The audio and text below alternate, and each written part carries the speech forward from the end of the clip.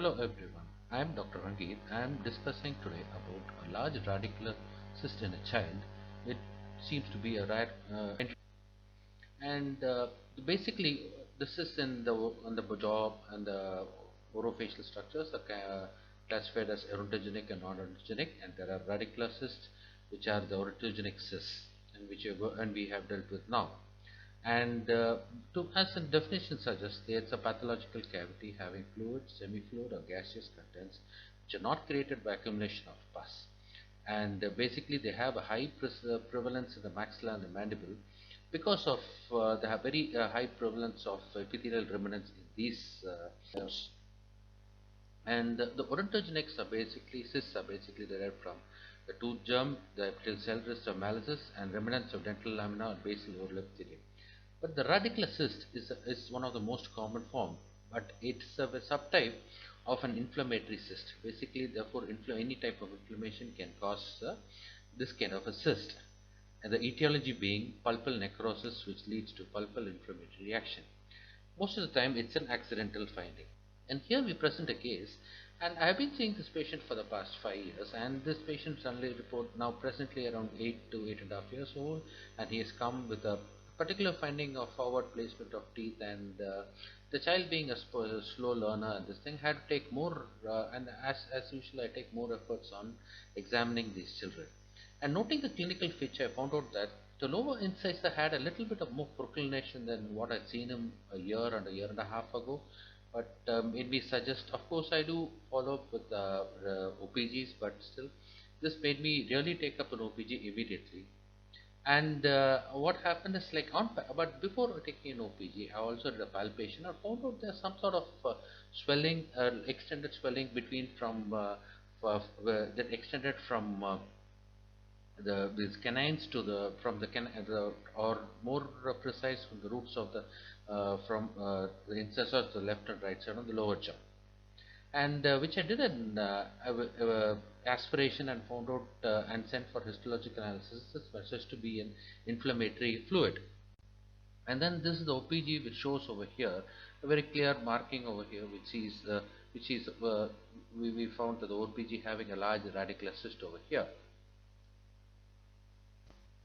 And following regular medical opinion and other factors considered, we have did a surgical management of the same.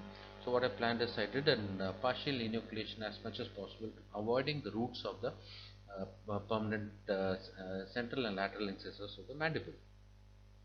I did quite an extensive enucleation, and whatever chunks of tissue I was able to with the lining of the cavity I was able to remove. I had sent it for histopathic glances, and it did a suturing and a partial suturing where I did leave a little bit of space between this thing and a bit of space to allow a certain amount of this thing to go, but certain amount of fluid to prevent the fluid from accumulating inside the cavity.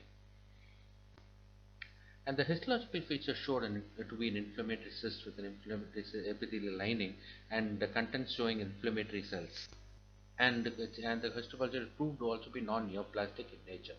Therefore, it was quite safe, and had placed the patient in the medicated mouthwash, and in the Indian situation, we always like to use warm salt water, the gargle, especially the rock salt, which seems to be a very good antibacterial agent. In 3 months follow-up, we had we could see a lot of bone lining, we see bone formation of this thing, and the OPG shows. And at first present, the patient is fine now, and you can also see that the other teeth are also like, and then we have the discussion. We can on discussion. Let me say that the surgical enucleation depression, as we have done, is a very useful technique, and we need not be in very much we will not be compromising, or we will not putting the patient sick and leaving a small amount of exposure to the cavity for it to drain. And then dental pulp deviation favors the development of periapical lesion as well as fibroosseous lesions. Therefore, we have to follow, especially in children, when we have to follow once, even after even after pulpal therapy or endodontic, any endodontic procedures carried out in the dentistry.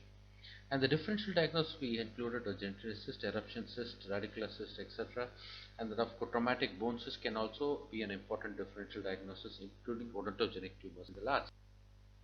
And in routine, we should note that routine follow-up, of course, is management, and then including radiological follow-ups, maybe once in 3 years is always mandatory, and especially for children who have these kind of recurrence of cysts, and therefore clinical features to be noted. And you should have, it's always important that the periodontist has a clinical uh, picture, stores a mind a picture, the picture of the clinical features, because very important that you note that we have to note for any clinical failure and features that have changed, and not try to rely on diagnosis as any radiology or investigation as the preliminary diagnostic method. And therefore radiological investigations are necessary for children, and therefore conservative management, as we suggested, is one of the best and most time proven, and not also that's a safe practice which we can always think, and not and therefore I've also preserved the vitality of the incisors occurring. Therefore we have a very good system in place to manage these kind of cysts. Thank you.